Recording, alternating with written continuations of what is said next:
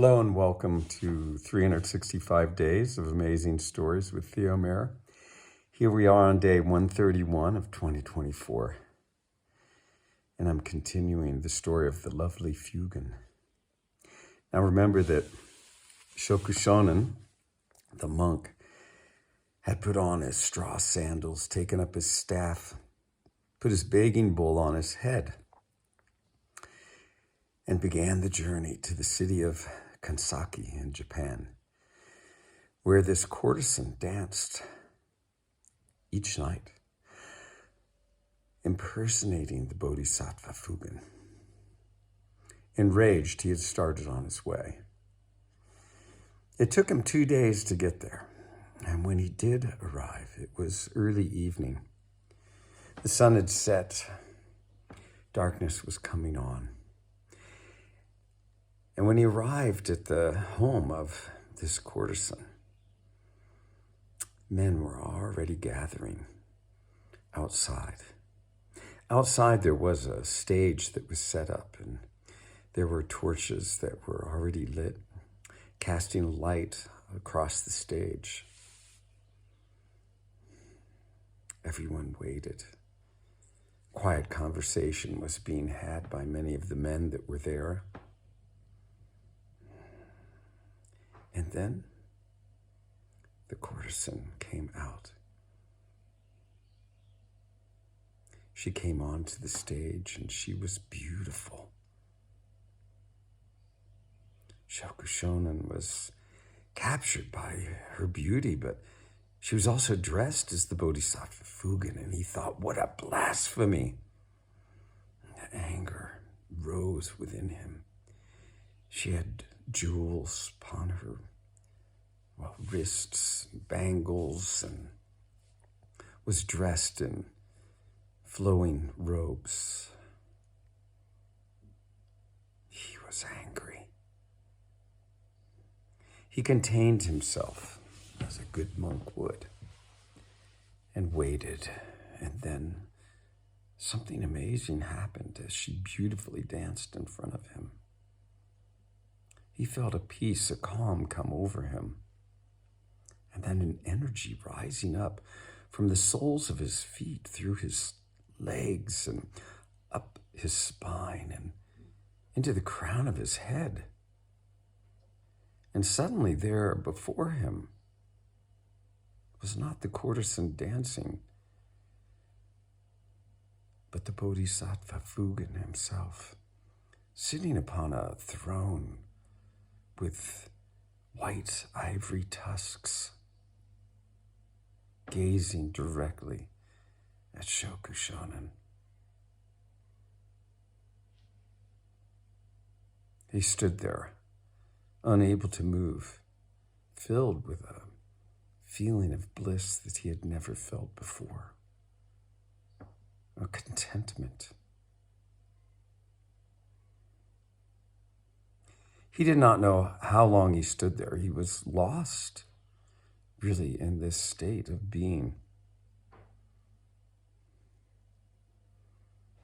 By the time he began to gain some awareness of his whereabouts,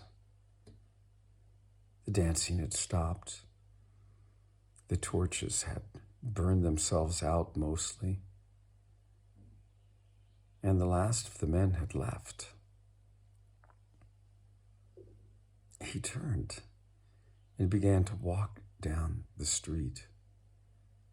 And as he did, he heard a tinkling of bells, like the bells that the courtesan had been wearing around her ankles. And then she appeared before him. She said, "Do not tell anyone of what you alone have seen tonight. Go in peace, my old friend," she said. And then she disappeared.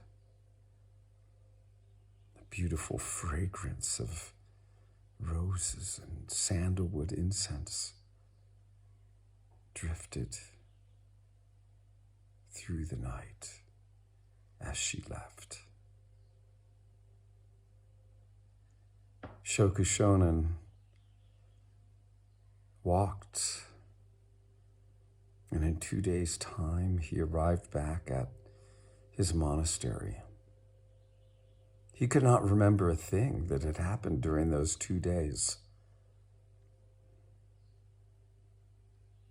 He never told anyone about his experience of what had happened that night. But on his deathbed, he shared the experience with a brother monk.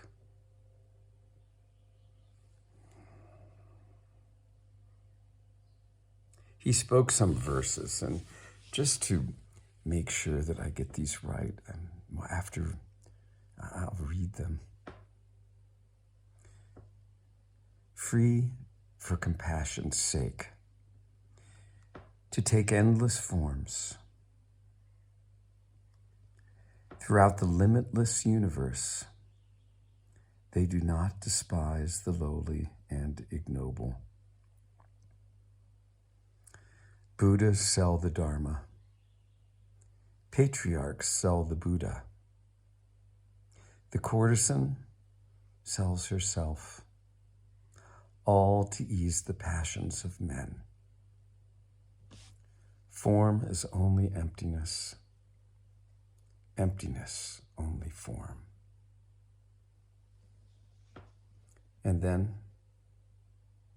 Shokushonen peacefully died.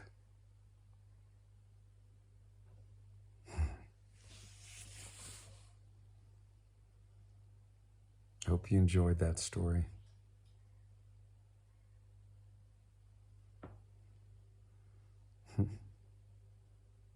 The